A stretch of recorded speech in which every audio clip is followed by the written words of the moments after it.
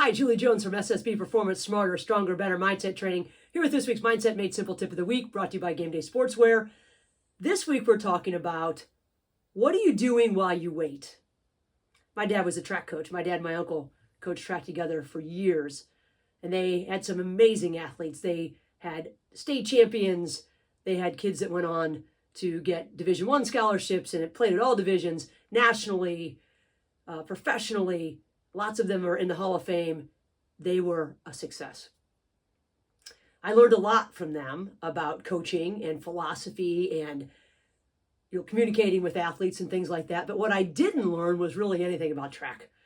And I didn't really realize that until late in my career, and I missed a lot. But after my career, I learned a lesson about track and the starting blocks. And the lesson was about waiting. Now, we all wait. We wait for all kinds of things. We wait for the air fryer to ding so our dinner's ready. We wait for traffic lights.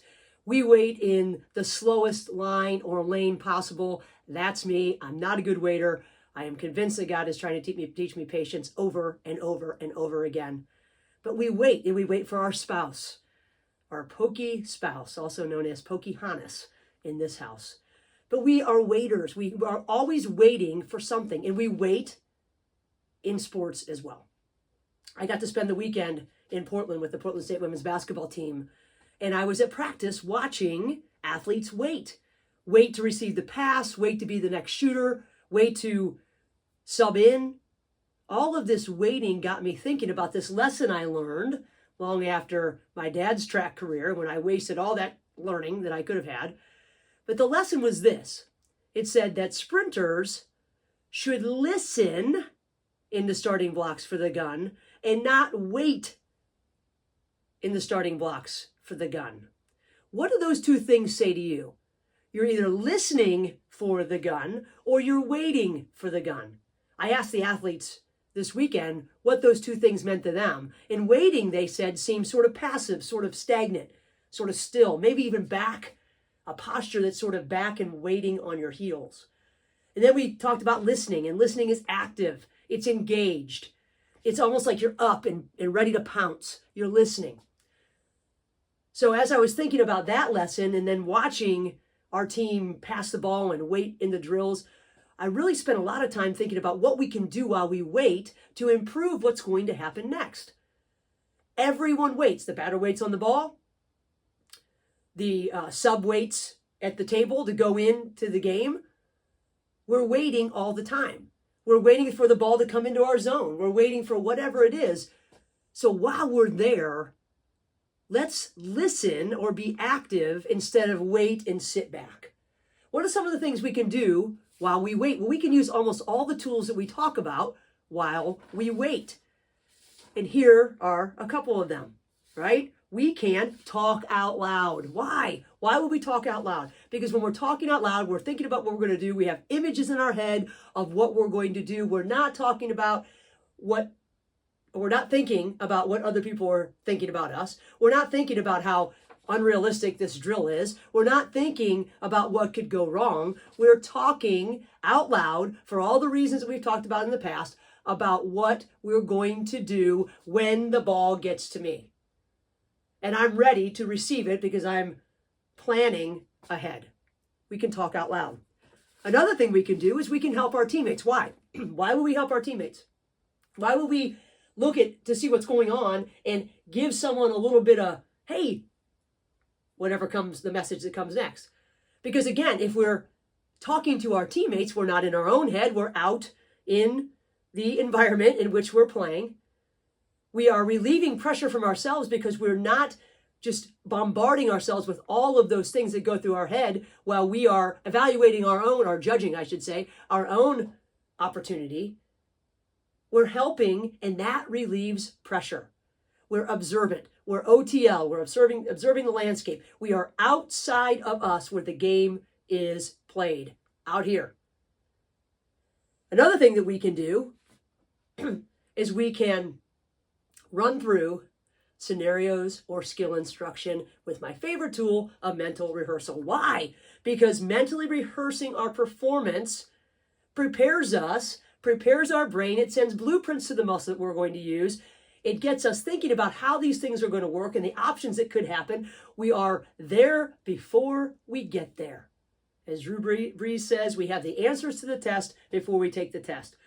Dr. Richard Suen, who is a leading researcher in mental practice, says that the brain cannot distinguish between real and vividly imagined movements.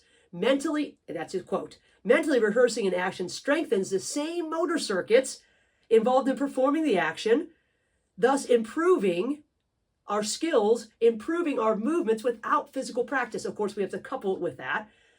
Even though the nerve signals that are sent to the muscles that are being engaged in our rehearsal are very small, there's still enough to strengthen the brain's memory of the movement and prepare our muscles for action. Why are we not using this tool? That's the question.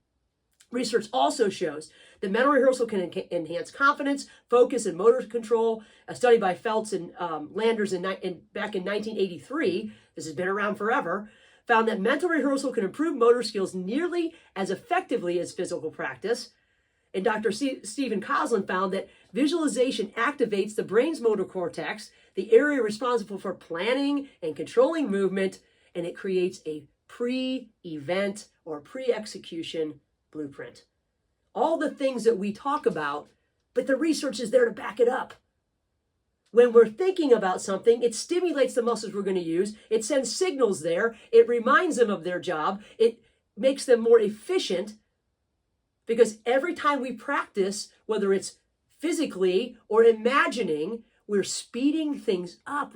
The nerves are connecting, they're firing, the muscles are firing, and they get better at it. It makes sense. Lastly, after we help somebody and we talk out loud and we rehearse the scenarios or the skills, we can relax. And I don't mean take a break like, oh gosh, this drill, oh gosh. We can do a 2 or 3 second quick relaxation.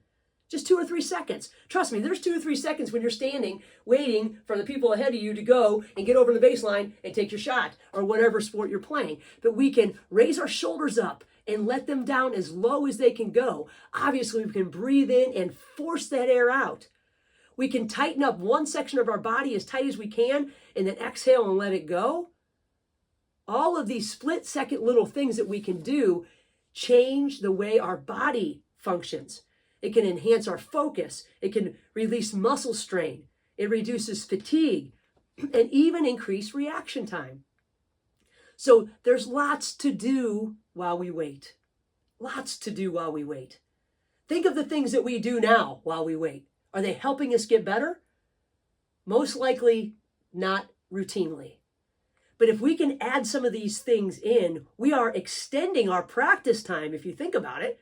We're extending our practice time without adding any minutes on to the practice plan because we're more engaged. That doesn't mean we have to be zoned in and focused constantly. Trust me, when you're jogging over to the next thing, you can take a second and regroup. But while we're waiting, let's get prepped and ready. Let's prep our mind and our body. Let's relax it so it can increase its efficiency. All of these things can make us a better player. And if we can get our players to do these things, then we're going to have a better outcome as coaches. So what do you do while you wait? That's the question. All of these things take no extra time. They take discipline, they take intention, they take attention, and they take repetition. And if we can add a few of these things in, everyone will feel the compounding effect. Because the more comfortable, the more consistent, and the more confident I am, the more likely that ball is to go through the hoop. What do you do while you wait? Next week, we'll get back to the cognitive dissonance and talk about how we can help those around us understand how it affects us and how we can use it to our advantage, use education to our advantage. But until then, add one of these things in and watch yourself be more efficient and effective. Have a great week.